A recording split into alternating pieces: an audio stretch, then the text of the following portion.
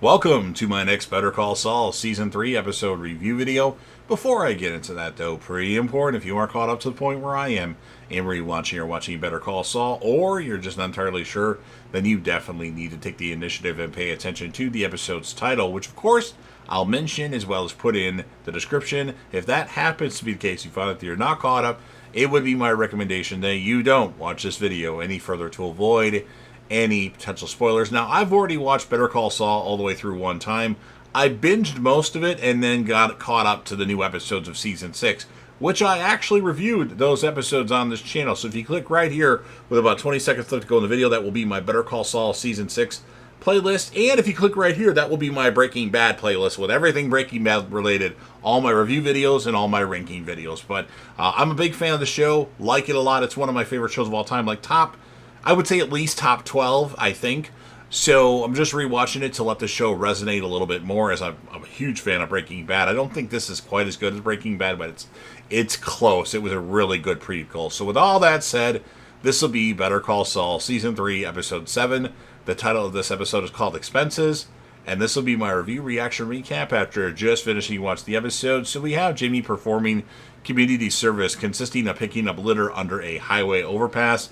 He uses his cell phone during the excursion, taking a call for Saul Goodman Productions, and making a call to demand a refund of his prepaid malpractice insurance. At the end of the day, Jimmy finds that his supervisor only logged 30 minutes out of his 4-hour shift. The supervisor cites Jimmy's prohibited use of his phone. Jimmy tries to argue the point, but doesn't find support from the other people in the group. Upon returning from the shift, Jimmy changes clothes in the parking lot and struggles to start his Suzuki. He arrives just in time to shoot a TV commercial for a recliner store, but is unable to convince the owner to pay him to shoot more commercials. Outside, Jimmy haggles with Joey and his film crew over splitting expenses. Jimmy and Kim go over their expenses. Jimmy gives her a large amount of money from his end, making her wonder if he is depleting his savings. He answers the door and takes an order for Chinese food, paying with all the remaining cash, which leaves him only $1 for a tip. Which he's like, well, at least it's a tip, otherwise I could have left nothing at all. Daniel Wormald arrives home to find Nacho sitting in his living room. Nacho asks Daniel to get empty capsules for the pills Hector needs for his heart problems, offering $20,000. Daniel reluctantly agrees, saying that he can order samples with an R&D request. Mike retrieves some money from hidden beneath the floor of his closet while working on concrete for the playground project for Stacy's church. Mike reluctantly accepts help from her friends in the support group. He also seems to form a connection with to Anita and shows her how to use a broom to add texture to the walkway. Mike checks into work at the parking booth and sees Daniel waiting in his minivan nearby. Daniel asks Mike to help him wiggle out of his job for Nacho, but Mike refuses to get involved and tells him to get out of the situation himself. Kim drives to Mesa Verde and sets a timer for a 5-minute nap. That's not a very long nap. Inside, she meets with Paige, who has read the transcripts of Jimmy's bar hearing. Paige laughs about how Jimmy and Kim destroyed Chuck, to Kim's visible discomfort.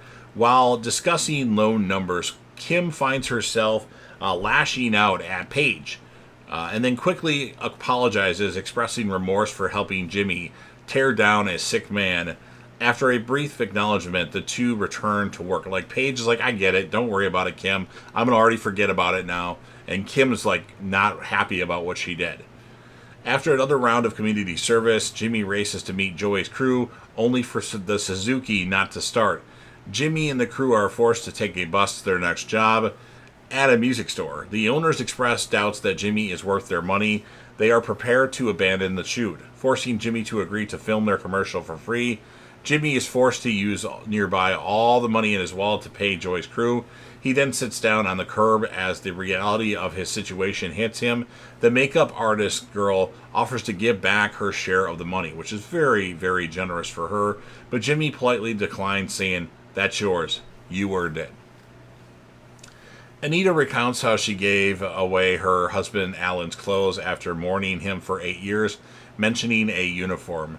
Afterwards, when Mike asks about the uniform, Anita explains that he was a former Navy officer and had disappeared while hiking. She never learned what became of him. Anita tells Mike that I wish it didn't matter, but it does. Outside the church, Mike phones Daniel and tells him that I'm in. Jimmy meets with Kim at the back of the Wexler McGill building and sees that she is exhausted. He takes her to a bar where they scope other patrons as potential marks. Seeing a customer rudely lambasting a waiter, Jimmy outlines a con to sell the man a worthless credit card for $5,000.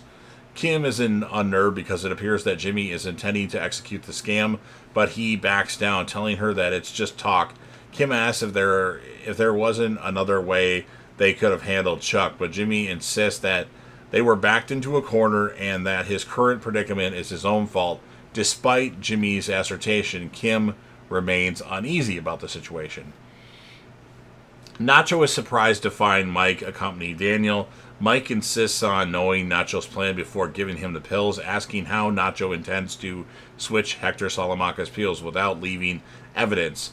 Nacho explains that Hector Salamanca wants to use his father's business to front drugs, which can put his father in danger, and his father has nothing to do with any cartel stuff. After examining Nacho's gas cap, Mike tells him that other people are watching Hector Salamanca and to make sure he switches the pills back if he goes through with his plan.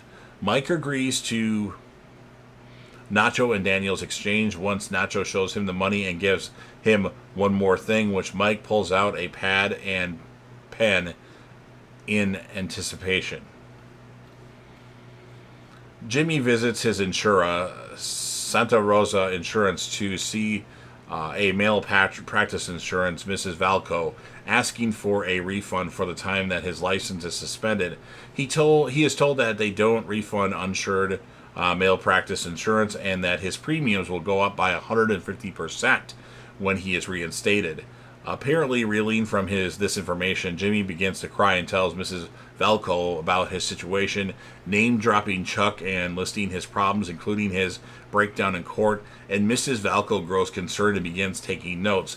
Jimmy just tells her, wonders about what she's taking notes about, but when he walks out, he immediately starts smirking, having gotten Chuck in trouble as he intended, and that's what ends this episode of Better Call Saul. So I'm going to tell you, the last 7 to 5 minutes of the episode, I fell asleep trying to watch it 4 times. Why? I don't know for sure, but I guess I wasn't really into the episode altogether. But I'll score it a 7.8 out of 10. And my character of the episode is going to be Mike. Mike is awesome. I love Mike's character. I'm glad that he was in Better Call Saul for as much time as we got with him. So you've heard everything that I have to say.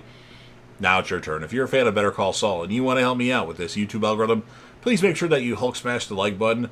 Share the video with a friend. Put this video on any one of your social media platforms.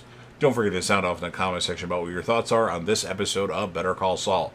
What would you rate it, and whom would be your character of the episode? Remember to click right here for my Better Call Saul Season 6 reviews if you want to see those. Click right here for all my Breaking Bad content that I've already posted on the channel, everything, reviews, and rankings. And then last but certainly not least, don't forget to hit that sub button. You're watching the video anyway. Subscribe to the channel, join the team, show your damn support, and be a part of something special. And you never know what you're going to see on JDevTV.